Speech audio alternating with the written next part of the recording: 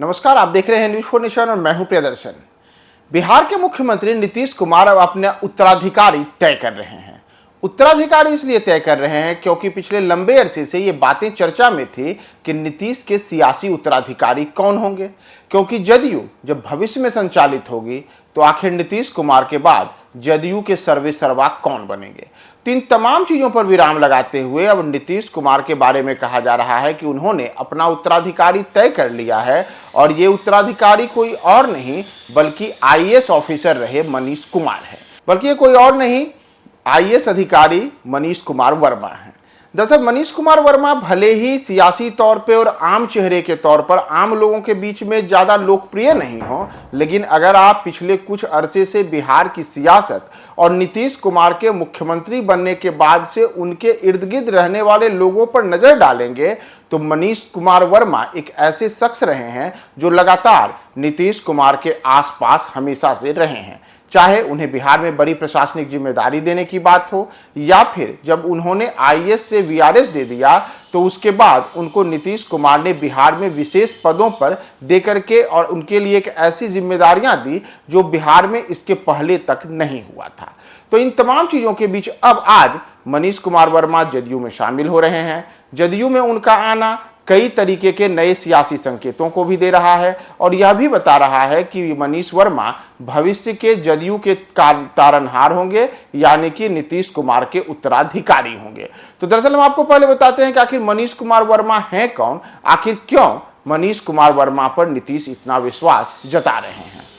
दरअसल मनीष कुमार वर्मा को जदयू का संगठन महासचिव और संसदीय बोर्ड का चेयरमैन बनाए जाने की आधिकारिक घोषणा आज हो सकती है। आपको हम बताएं कि मनीष कुमार वर्मा उसी नालंदा जिले से आते हैं जिस नालंदा जिले से नीतीश कुमार आते हैं और कथित तौर पर तो यहां तक कहा जाता है कि मनीष कुमार वर्मा नीतीश कुमार के दूर के रिश्तेदार हैं और उनकी ही जाति से आते हैं। भले ही उनके नाम के अंत में वर्मा लगा हो, लेकिन आप किसी प्रकार से कंफ्यूज नहीं होइएगा, बल्कि वे नीतीश की कुर्मी जाति से ही आने वाले शख्स रहे हैं। और मनीष वर्मा ने वर्ष 2000 में जब आईएएस ज्वाइन किया था तो उसके बाद उन्हें ओडिशा कैडर अलॉट किया गया था। लेकिन मनीष वर्मा ने ओडिशा में अलग अलग जगहों पर डीएम के रूप में अपने 5 वर्षों के कार्यकाल के बाद कई प्रकार की उपलब्धियां अर्जित की और इन सबके बीच 12 साल लगातार मनीष वर्मा उड़ीसा में काम करते रहे और वर्ष 2012 में मनीष वर्मा को बिहार बुला लिया गया। बताया गया कि उस दौरान मनीष वर्मा को बिहार बुलाने के पीछे की जो सबसे बड़ी वजह रही थी वह नीतीश कुमार की इच्छा थी। नीतीश कुमार ही चाहते थे कि मनीष वर्मा बिहार में आकर के काम करें और इसीलिए मनीष वर्मा बिहार आए और उसके बाद उन्हें पूर्णिया और पटना का डीएम भी बनाया गया। अगर आप याद करें तो वर्ष 2014 के दौरान पटना में रावण वध समारोह के दौरान एक बड़ा हादसा हुआ था। उस हादसे में 33 लोगों की मौत हुई थी और उस दौरान जो शख्स पटना के डीएम थे उनका नाम मनीष वर्मा ही था। मनीष वर्मा तब पटना के जिलाधिकारी हुआ करते थे और इतनी बड़ी घटना के बाद 33 लोगों की मौत के बाद भी तब आम सवाल यह था कि क्या मनीष वर्मा पर कार्रवाई होगी, लेकिन उस दौरान मनीष वर्मा पर कोई कार्रवाई नहीं हुई थी। तब भी जो विपक्षी दल थे उन्होंने यह आरोप लगाए थे कि मनीष वर्मा पर इसलिए कार्रवाई नहीं हुई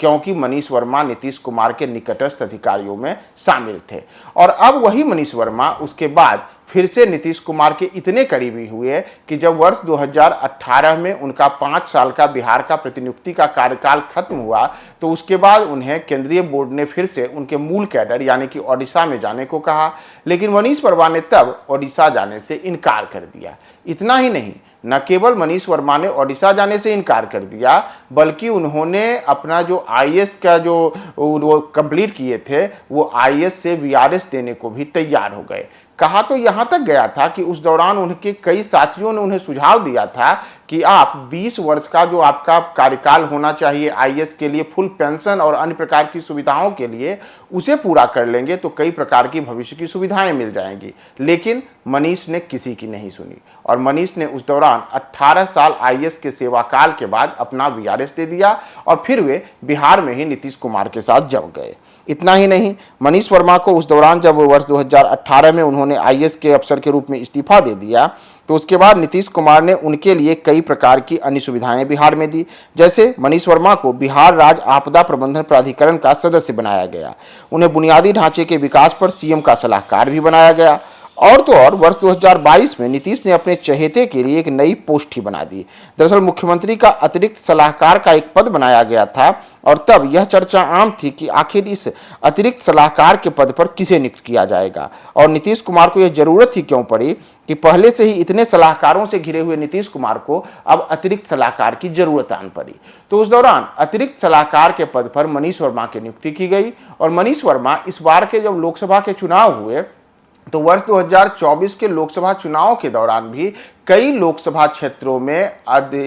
लगातार चुनाव प्रचार के दौरान भी सक्रिय दिखे थे। हालांकि उस दौरान उनकी पहचान कहीं भी जदयू नेता के तौर पर नहीं कराई गई थी, बल्कि उन्हें यही बताया गया था कि मनीष वर्मा मुख्यमंत्री नीतीश कुमार के अतिरिक्त सलाहकार हैं, उनके साथ लंबे अरसे से इनके रिश्ते हैं और इसीलिए वे जदयू के अलग अलग प्रत्याशियों के संसदीय क्षेत्र में जहां वो उम्मीदवार हैं उनके लिए चुनाव प्रचार में जुटे हुए हैं। तो मनीष वर्मा की बड़ी जो कहे जाए कि जमीनी पहचान बनाने की कोशिश शुरू हुई वह इस बार के लोकसभा चुनाव के दौरान ही हुई, जब बड़ी संख्या में कार्यकर्ता उनसे जुड़े और कार्यकर्ताओं ने जाना कि नीतीश कुमार के एक सबसे खास अधिकारी ऐसे हैं जो आईएएस रह चुके हैं और आईएएस से उसके बाद उन्होंने इस्तीफा दिया और अब नीतीश के विशेष सलाहकार के तौर पर रहने के साथ ही अब चुनाव में भी जदयू के प्रबंधन को देखने के लिए अहम भूमिका निभा रहे हैं। इतना ही नहीं, इस बार के जो लोकसभा चुनाव में जदयू की ओर से टिकट वितरण किया गया, अलग अलग लोकसभा क्षेत्रों में अलग अलग जो नेताओं की जिम्मेदारी दी गई,